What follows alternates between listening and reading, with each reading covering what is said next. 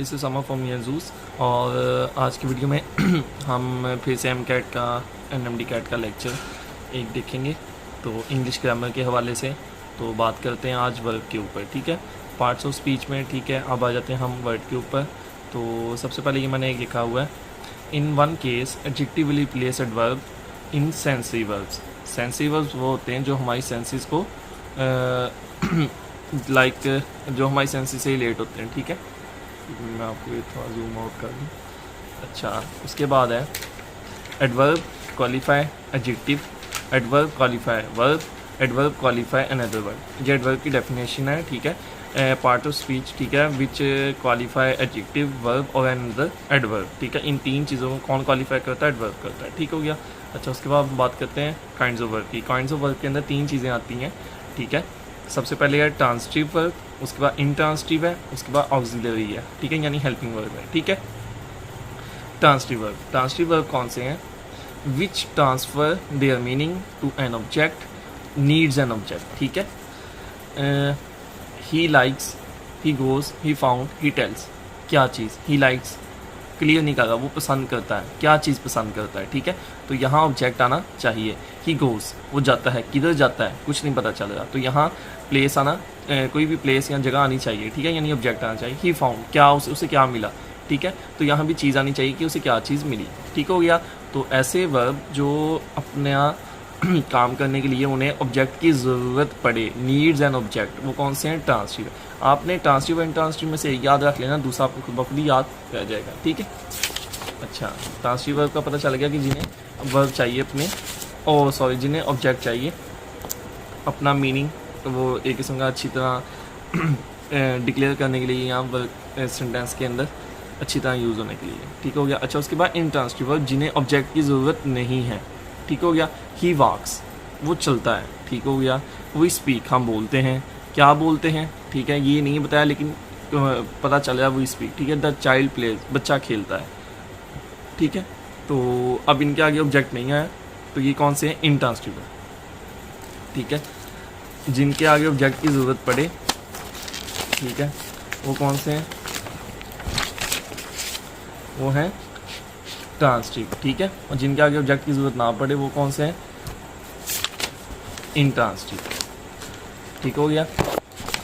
अच्छा, बाकी माजर यार पॉज लग गया था इन लेक्चर्स को, ठीक है। अच्छा, तो अब हम आगे देखते हैं। अच्छा, उसके बाद ऑक्सिलरी वर्ब्स है, ठीक है, इन्हें हेल्पिंग वर्ब्स कहते हैं। यूज्ड बिफोर वर्ब्स होते हैं, ठीक है, नॉट आफ्टर वर्ब, वर्ब के बाद नहीं ये आता है ऑक्सिलरी वर्ब ना, ठीक है। Like he did not play cricket, ठीक है, तो डिड नॉट के बाद आया वर्ब, ठीक है, यानी डिड नॉट जो है इसमें ऑक्सिलरी वर्ब है, वो वर्ब के बाद नहीं आया, वो वर्ब से क्या है? पहले आया है, ठीक है। इसी तरह आप कोई और भी जिसमें हेल्पिंग वर्ब लगता है, डिड, हैड, जो भी, ठीक है, आप देखेंगे उसमें कि डिड वगैरह, हैड, आर, इज़ पहले आएगा, वर्ब क्या आएगा? बाद में आएगा, ठीक हो गया। अच्छा, उसके बाद है यूज टू। यूज टू एक वर्ड है, ठीक है, पूरा ये दो, तो ये क्या है? एक हैबिट या नॉर्मल रूटीन को ज़ाहिर करता है या काज को ज़ाहिर करता है। इसे सेंटेंस के अंदर यूज़ कैसे करना वो देख लेते हैं हम।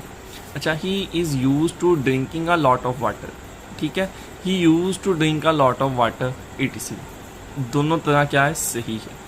ही we use to go to school, now we are going to college, ठीक है। अच्छा, अब इसका क्या बनता है मीनिंग ना? He is use to drinking a lot of water, ठीक है, वो बहुत ज़्यादा पानी पीने का आदी है। He use to drink a lot of water, ठीक है, वो बहुत ज़्यादा पानी पीता था, या इसमें आई थिंक पास्ट की तरफ ना कन्वे सेंस जा रही है कि वो लगातार ये काम करता रहा है, ठीक हो गया। हैबिट थी उसकी, अब का पता नहीं, ठीक है। We use to go to school, now we are going to college. We use to go to, हम स्कूल जाया करते थे, हमारी आदत थी कि हम स्कूल जाया करते थे, ठीक है, एक किस्म का। तो अब हम क्या करते हैं? अब हम कॉलेज जा रहे हैं। आई थिंक यूज टू का अब आपको क्लियर हो गया होगा, ठीक है। सॉरी। अच्छा, उसके बाद है विद अ व्यू, ठीक है, इसके साथ ऑलवेज जेरेंड यूज़ होता है, विद अ व्यू टू। ये भी एक वर्ड है, एक ईडियम टाइप कह लें, जैसे यूज टू था, तो ऑलवेज जेरेंड वर्ड तो नहीं हम इसे कह सकते, वैसे इसके अंदर तीन आ गए हैं, लेटर होता है सिंगल, जैसे WITH, इसमें 4 लेटर्स हैं और ये एक वर्ड है। इसी तरह यूज टू भी 2 वर्ड से मिलकर बना है। अच्छा क्या with a view to always gerund, इसके साथ हमेशा जेरंड यूज़ होगा। कैसे? America came to Afghanistan with the view to conquering it, with the view to conquering, conquering यानी ING फॉर्म को कहते हैं जेरंड। ठीक हो गया। फर्स्ट फॉर्म ING क्या होता है? जेरंड। जहाँ भी विद द व्यू टू आएगा उसके बाद क्या आएगा? ING वाली फॉर्म। ठीक हो गया। इसी तरह लुक फॉरवर्ड टू, ठीक है, इसके साथ भी क्या आएगा? हमेशा आएगा जेरंड। ठीक है। The patients look forward to meeting the doctor, हालांकि टू है उसके बाद मीटिंग आया है। क्यों? क्योंकि लुक फॉरवर्ड एक पूरा वो ईडियम टाइप है जिसका मैंने आपको बता दिया कि इसके बाद क्या आएगा? हमेशा जेरंड आएगा। The patients look forward to meeting the doctor. ठीक है। The patients have been, are, have been भी आ सकता है, आर भी, वो फिक्र के मुताबिक ना। अच्छा, the patients are looking forward to meeting the doctor. ठीक है।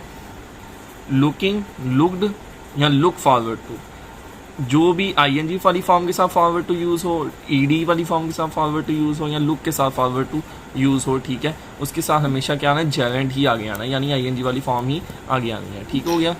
अच्छा, उसके बाद है बेयर इन्फिनेटिव।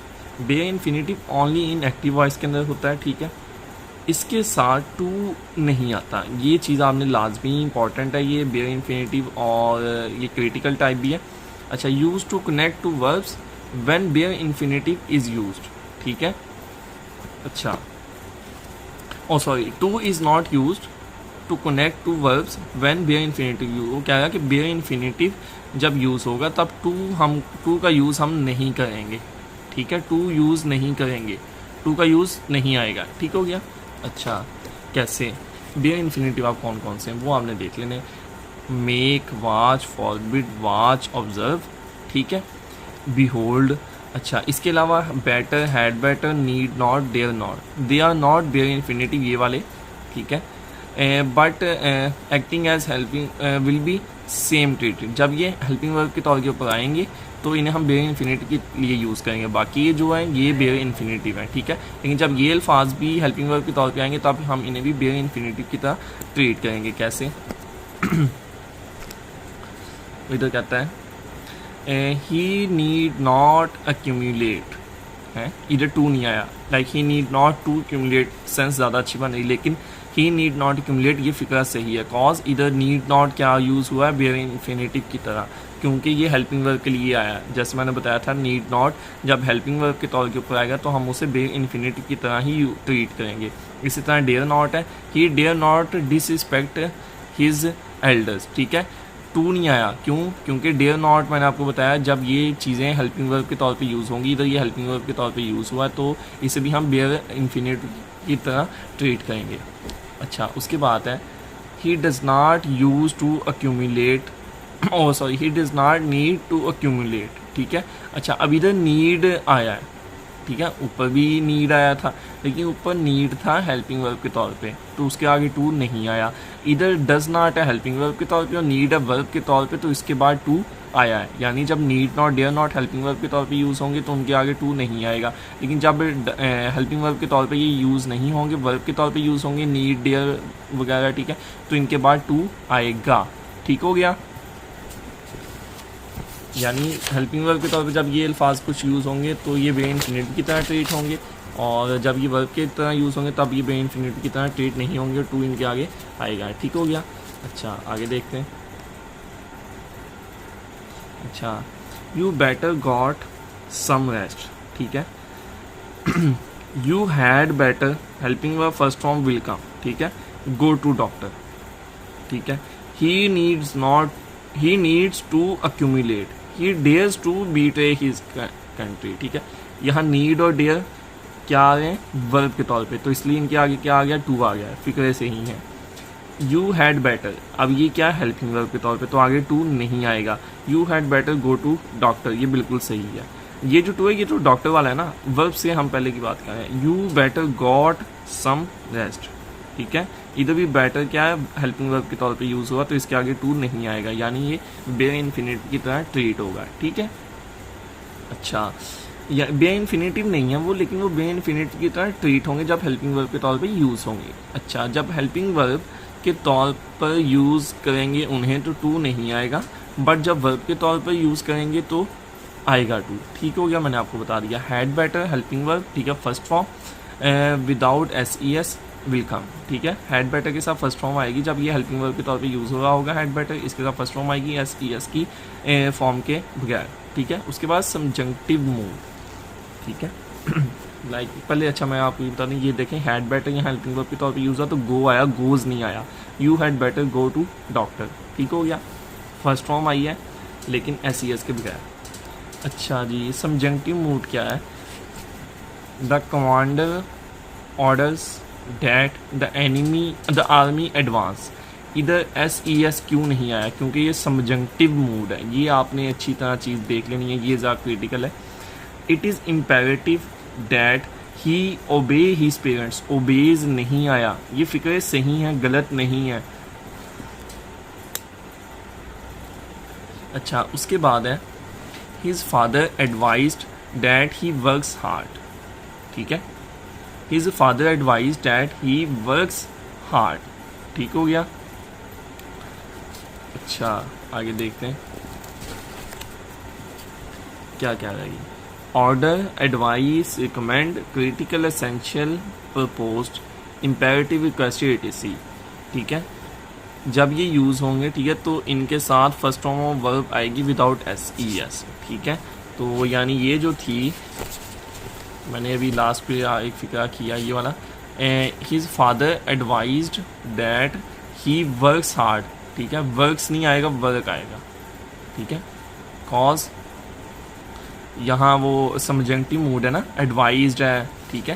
तो सबजंक्टिव मूड कब होगा वो अब देख लो अच्छी तरह, इसे रट्टा लगा लो, ठीक है। सबजंक्टिव मूड तब होगा जब ये यहाँ order, advice, recommend, critical, essential, proposed, imperative, requested etc, जब ऐसी सिचुएशन हैं, ऐसे वो वर्ड यूज़ हों, ठीक है, तो सबजंक्टिव मूड होगा जिसके साथ फर्स्ट फॉर्म ऑफ वर्ब आएगी लेकिन SES नहीं आएगा, ठीक हो गया। अच्छा, उसके बाद है कन्फ्यूजिंग वर्ब्स, लाइक लाई है, झूठ बोलना, लाई है, आराम करना। तो झूठ बोलना लाई है, उसकी सेकंड फॉर्म है लाइड और थर्ड फॉर्म है लाइड। जो लाई आराम करना उसकी है ले और ले, ठीक है।